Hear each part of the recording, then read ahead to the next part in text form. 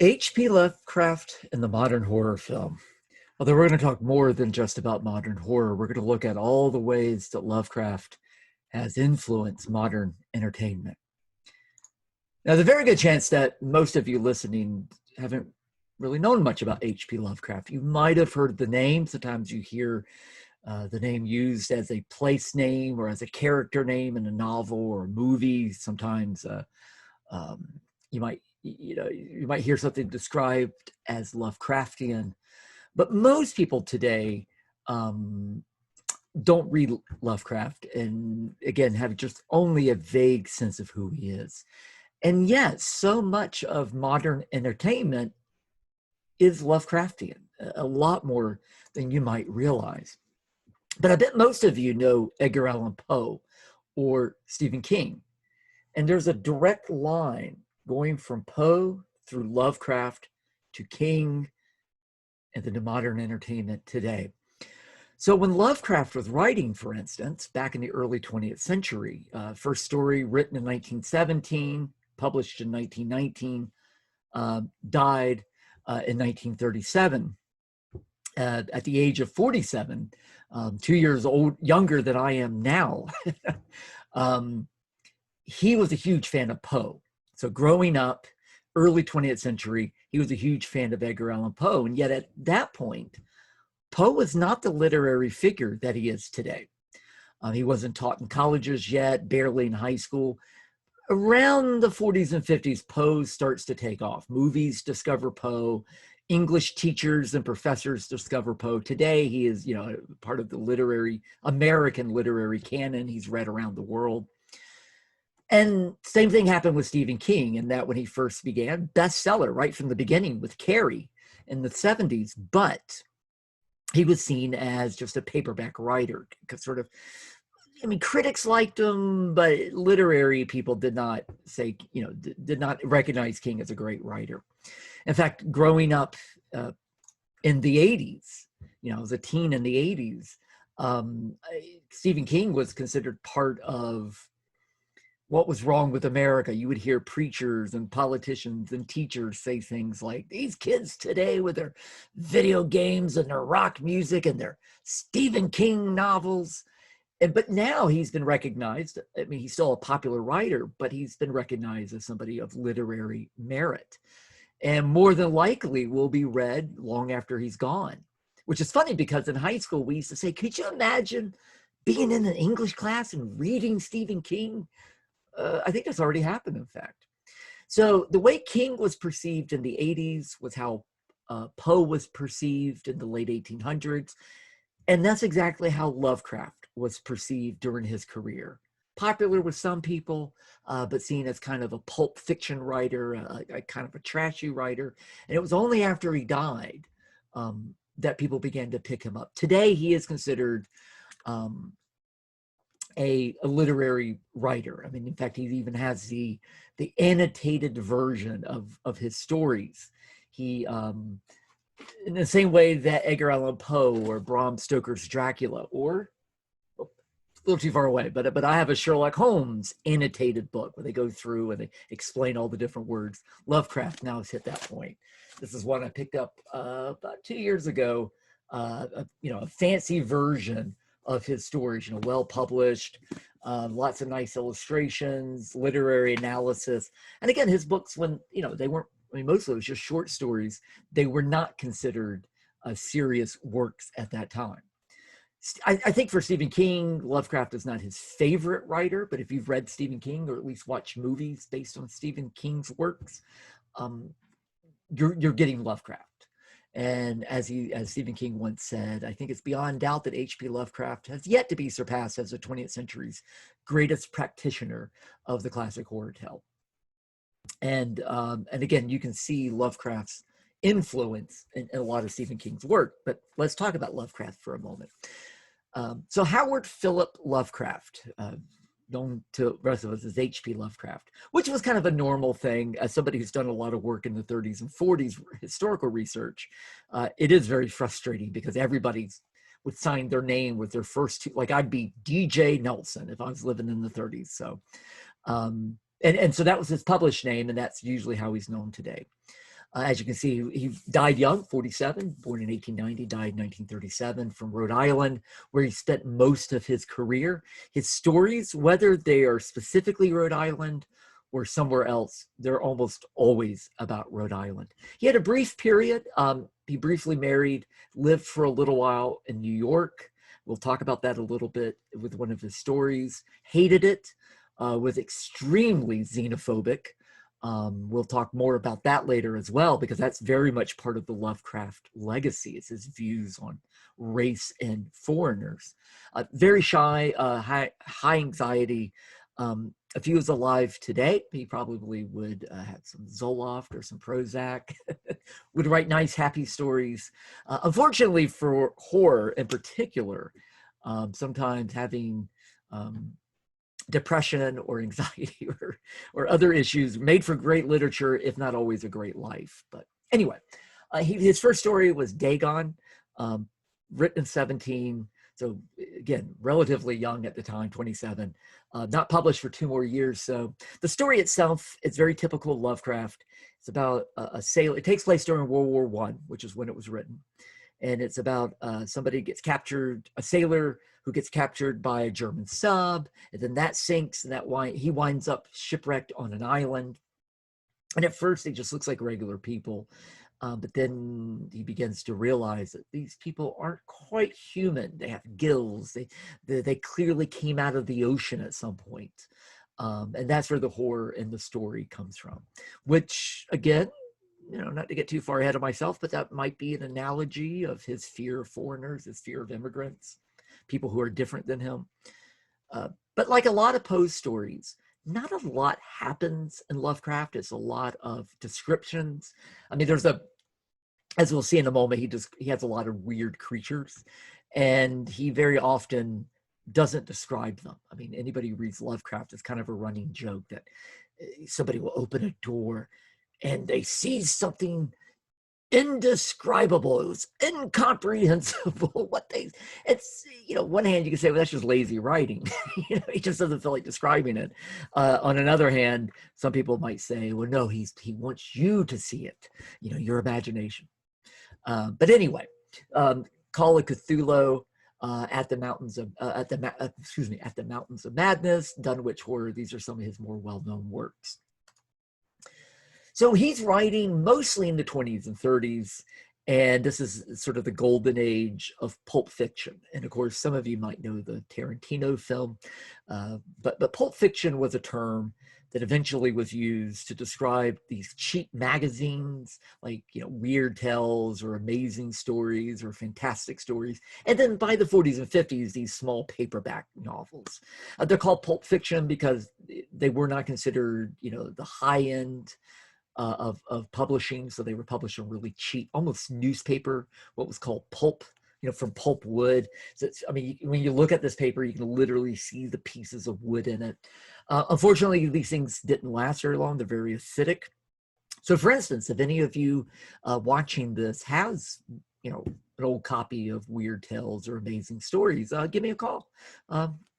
We'll make a deal. I'll give you $5. Sorry, because they'll be worth hundreds, if not thousands. Partly because these things were tossed out. People that think they were worth it, like you read it, you throw it away. But even if people did keep it, like old comic books, a lot of times they just literally don't survive. So they are highly valuable today. But this is a period, this cheap, lowbrow writing basically created modern day science fiction and horror fiction, crime fiction, fantasy fiction. And of course, this particular magazine is where we get the term weird fiction from. If you're into genre fiction, you may have heard of weird fiction, which today is a term to describe pretty much Lovecraftian stories. I mean, today, when people talk about weird fiction, they're really talking about Lovecraft and his style. So real quick, before we go any further, Lovecraft kind of had his own language that he used as far as geography was concerned. But basically, it corresponded to Rhode Island. In the same way, if you're a Stephen King fan, you might, he talks about Derry and he talks about Salem's Lot, but those aren't real towns, but they're often based on real towns, you know, with different names. So and by the way, Stephen King partly got that the idea of writing about your home area in a fictionalized way from Lovecraft. So Lovecraft, we're talking about Arkham, which that might sound familiar to Batman fans. That's really Providence, Rhode Island. Miskatonic University, which was really Brown University. Dunwich, which is Salem, Massachusetts. And in the Dunwich stories and stuff, that often talks about witchcraft and satanic activity. He was fascinated by the witch trials. I can never get it out. Necronomicon. Don't quote me on that. The Book of the Dead. And again, if you're a Dean Koontz fan, you know, he has a fake book that he often quotes from. I think Stephen King has a bit of this. So this idea of kind of having a world that you've created. I mean, today we talk about world building. And sometimes we think of Tolkien when we think of it, but Lovecraft was doing this in the 20s. So what makes something Lovecraftian? What's his universe like? So there's really two main elements or themes that run through his work. They're somewhat separate. In fact, the first theme is usually more in his early works, and the second theme is more in his later works. But at the same time, they very much overlap and they feed into each other. So one of these is the idea of usually a character discovering secret, or also known as occult knowledge. Forbidden texts like the Book of the Dead, or learning that maybe they come from strange bloodlines, like maybe they're related to a monster, or maybe something from outer space. There's often a character that tracks their relatives, and they find that they have a cousin that's kept in a basement, and when they finally see this indescribable, inconceivable thing, it's definitely not human. Dagon has a bit of this, right? The guy discovers, wait a minute, these people aren't human. So this is something that comes up a lot in his writing. Part of this was he was influenced by the time he's writing, like all writers are. So in the years during and right after World War I, there was a lot of interest in alternative religions. We see these periods every so often, the 1890s, the 1920s, the 1960s, really maybe the last couple of decades, people looking for answers outside of mainstream religion. Spiritualism, psychics, secret societies were really big in the 19 teens and 20s, probably because of World War I to some degree. So many people being lost and wanting to connect with them, or finding answers in other ways. So that's out there. And that you can see, the idea of alternative knowledge and religions in his book. At the same time, and by the way, Lovecraft does not appear to have been very religious. He was he was a fan of sort of Britain and kind of classical writing, and he very much would have fit in a place like London in the turn of the century. But as far as traditional religion, he was not a fan. But at the same time, in the 1920s, there was something that sometimes we refer to as the witch cult thesis. A woman named Margaret Murray, you see here, she was a British Egyptologist, so studying ancient Egypt and their religions and cultures. But she was also a feminist, and she was also a seeker of alternative knowledge and religion, spiritualism and such. And in the 20s, she kind of combined all of this. She took her knowledge of ancient Egyptian religions, and she turned towards the witch trials in Europe in the 15 and 1600s, basically trying to figure out why did we have these witch trials? And her answer, she did most of her research in Scotland, which is one of the worst, along with Germany, was one of the worst places for witch trials. And she went through the records. And to her, as sort of an outsider to this history, because she was not trained in this history, she argued that she saw evidence of an alternative religion. So instead of worshiping the devil, these women, and it is true that the majority of witches were women, although there were men too. She says these women were not worshiping the devil. Instead, what was going on is that Europe used to have a nature-based, pre-Christian, basically a pagan religion that was female-driven, where they worshiped the goddess, and they worshiped nature, and they were in tune, and it was a peaceful religion, and it was a lot of folk knowledge and herbal remedies and things like that. And then this patriarchal, male-driven Christian religion stamped it out, put women in their place, and the men were in charge. I mean, you can see the feminist sort of criticism coming into this. And she wrote a book. She wrote a couple of books. For instance, The God of the Witches is one.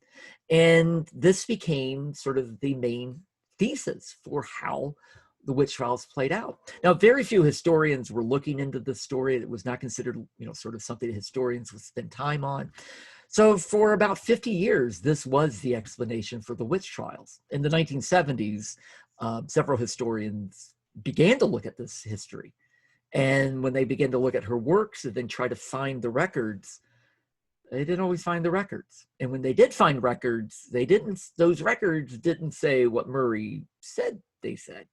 So this is, by the way, this theory is considered bunk today. It does not hold up at all. And any historian will tell you that. But it still survives even today in popular culture.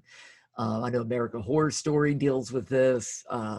If you've seen the movie The Witch, it has elements of the Murray thesis. Anyway, Lovecraft was fascinated by this whole thesis. And so a lot of this pops up in his books, this idea of secret pre-Christian religions and secret beliefs and such. And it is true. I mean, there were really witches, and they did have books about witchcraft and stuff. And so there were these secret books and forbidden books for real. Although some of the ones you hear today are written after the fact, they're frauds.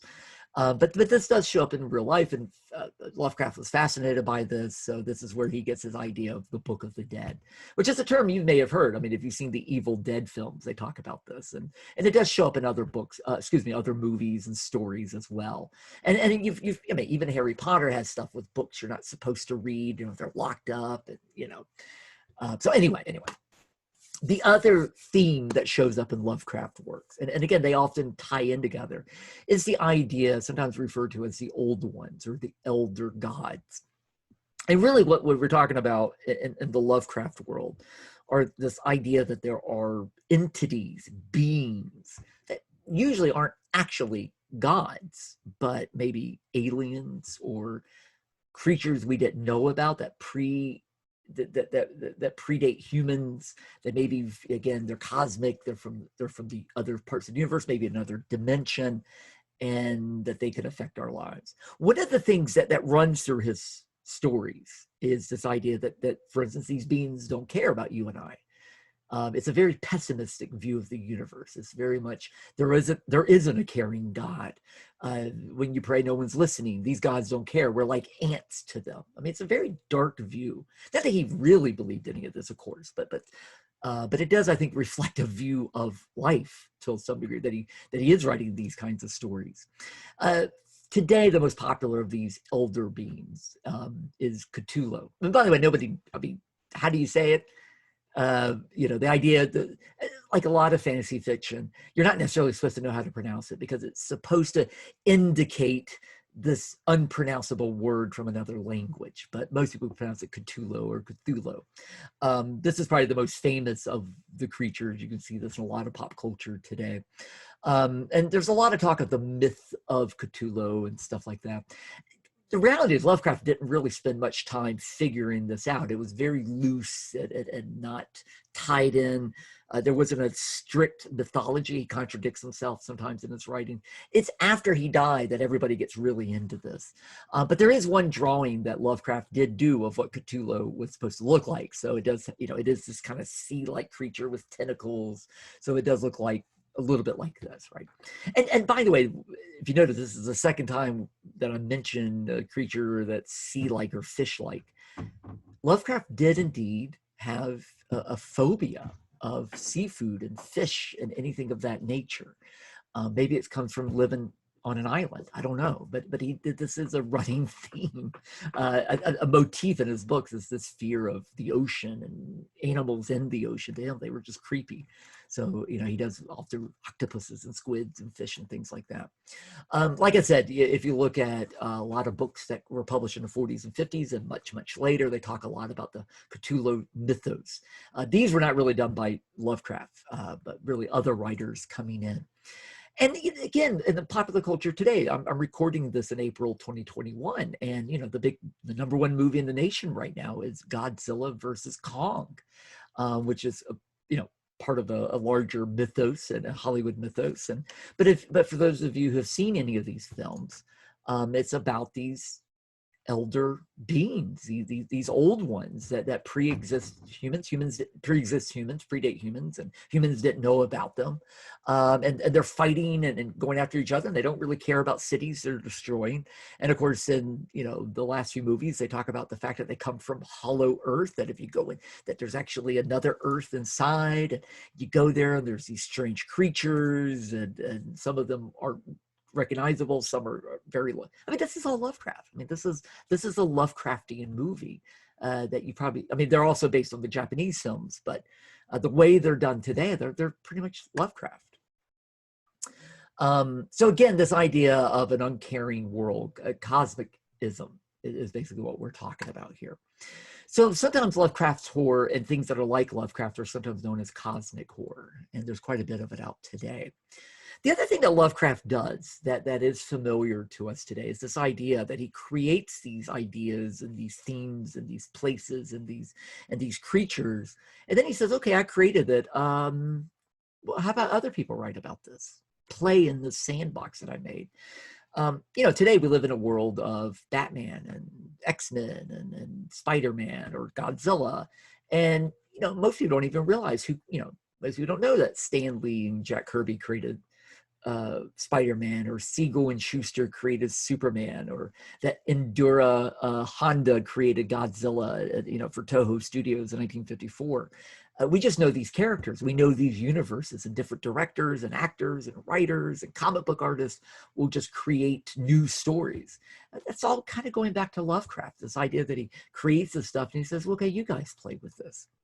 And again, we can see that today, both the idea of creating a universe, a real universe, and then also having other writers here. I mean, Stephen King does this. I mean, all his books seem to connect with place names and characters, but he also has this whole kind of mythos in his books, like the Dark Tower series or Marvel, and this whole Marvel Cinematic Universe today. And again, once you get to the more recent films with Thanos and stuff, that's all cosmic stuff. That's again, I mean, the comic book artists were reading Lovecraft and emulating Lovecraft in many ways. And so the fact that Marvel movies have gotten very cosmic, yeah, that's Lovecraft are doing. Now, some of these writers that were influenced by Lovecraft, these young writers, often in their teens, early 20s, that were writing Lovecraft, sometimes they actually met with him, they would travel with him, and then they'd write other stories based in his universe, and then they would go on to write their own stuff. Robert Bloch, one of the more famous ones. You may not know him because he's not a household name today, but he wrote a lot of influential books, probably the most influential, the original novel, Psycho, that then became the Hollywood film Psycho, that created modern slasher films and modern suspense films. August Derleth was another one of these.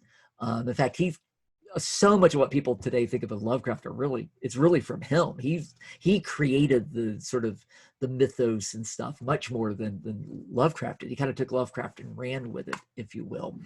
By the 1960s, Hollywood began to discover Lovecraft. So there's The Haunted Palace, although they're throwing Poe's name in there, but the actual story is Lovecraft. And these aren't the greatest films, by the way, but the Dunwich Horror, probably the best of these horror films based on Lovecraft were all done by the director Stuart Gordon, who just died last spring of 2020. A Chicago theater playwright and director who loved Lovecraft. And so he did films like Reanimator. These are great films, although they're not for everybody. They're very gory. They're very adult. But there's a great sense of humor in these. They're very tongue-in-cheek, if you will.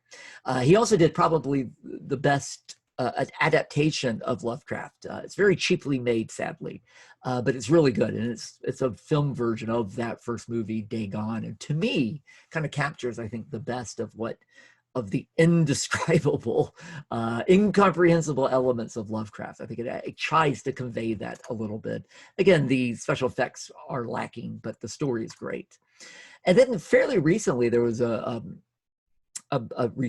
movie called Color Out of Space that I think visually captures that cosmic mysticism of Lovecraft. It's an odd film. I like it, but it's a very odd movie. But again, I think it does a pretty good job of visually capturing that indescribable element that Lovecraft didn't describe. And again, it is based on an earlier story of Lovecraft. Now we got to deal with the elephant in the room, and that is that xenophobia I mentioned earlier, and that is the question. And I think the answer is pretty firm, and that is, was Lovecraft a racist? And I think the short answer is, yeah, he was.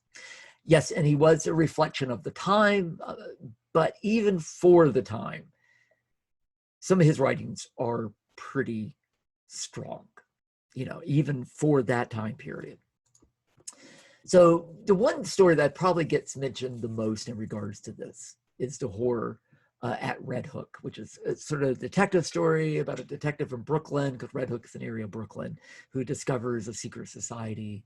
And this was based during that period when Lovecraft was actually in New York. And in his private writings, because we have literally thousands of letters of love. He constantly, I think the number literally is like 40,000 letters he wrote. He wrote every day to dozens of different people. And we have a lot of these letters. So we do have a really strong idea of his mindset at different times of his life. And he's very forthcoming in these letters. And he does write about his horror of seeing these different peoples in New York. This is a time of what we call new immigration. So lots of people from Southern and Eastern Europe. And he was not happy with all these people. And he writes about this in his letters.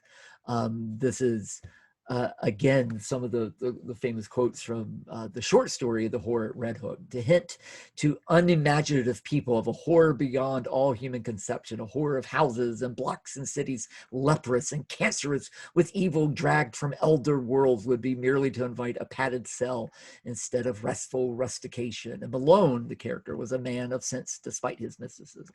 I mean, this is, he's really describing the horrors of these people.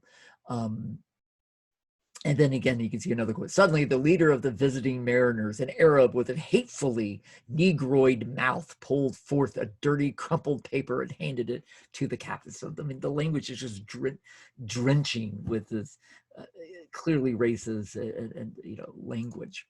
I'm not going to read this one. I'll leave it up for a second. But this is some of his other writings, and he's blatantly using the N-word and describing African Americans as being inferior. To be fair to a degree, this is the writings of a younger, angry man. As he got older, there is some hint that he did change at least some. Some of the people like Darlith and stuff are asking him about this writing, and he says, "Oh, no, don't go to that." So there is a sense that in the 20 years after he wrote some of the stuff, that he didn't quite feel the same way anymore. And of course, the recent novel and television show Lovecraft Country is dealing with this. I mean, if you've seen it or read it, that's partly what's going on here. Is kind of taking Lovecraft stories, and instead of just saying these are racist stories, they're actually taking that racism and making them very explicit in these stories. I mean, almost the idea of secret knowledge or these elder beings is almost a discovery. Oh my God, America has a racist core, and so it is a very interesting take on how to deal with Lovecraft. And that's kind of part of the problem with Lovecraft, is that his work is clearly influential. Some of these stories are great. Some of them don't hold up today, just the style and stuff, but some of these still hold up very well, and they're easy to read, and clearly they've had a massive influence. But not all of them. Many of these you can read with no problem, but there's others that it's very blatant, the racism. So how do you handle that? And in scholarship, this is very divided. Some people think, look, this is just a small element. You just take that out and you focus on the good stuff. And then, and many of these writers are really like saying, no, he wasn't really that bad. That's just a couple little things. And then on the flip side, there are other people that say this poisons the whole thing, that maybe we just need to move beyond Lovecraft, and if you will, cancel him. We're done with him. And of course, the truth probably, or should be, in my opinion, somewhere in the middle. You can't pretend this stuff doesn't exist. You can't pretend that he didn't have very strong racial beliefs, and that some of those racial beliefs are driving these stories. But at the same time, to to do that would be to take out so much of the literature that's out there. To me, the best way to handle it is to confront it flat out, just acknowledge it. Maybe some of these stories we do choose not to read, or at least not in schools, maybe not in colleges, but just it straight on.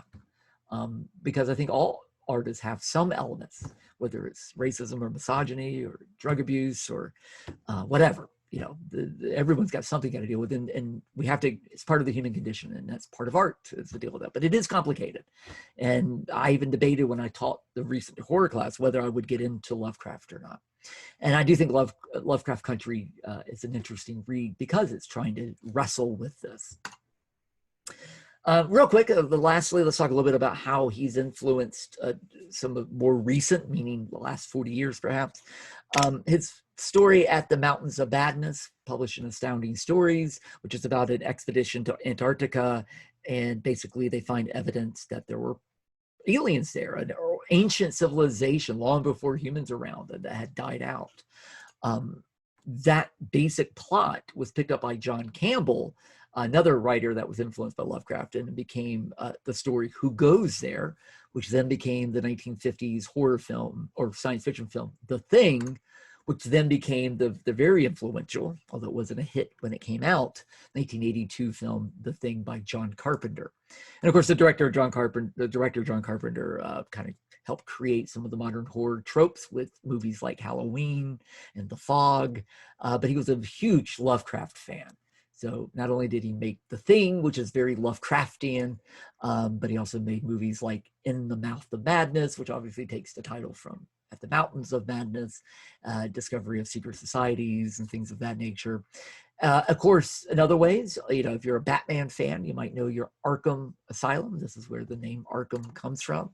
And in a lot of comic books, there are Lovecraftian elements in there. Of course, some of you might be fans of Alien and the sequels, Aliens, Alien 3, and so forth.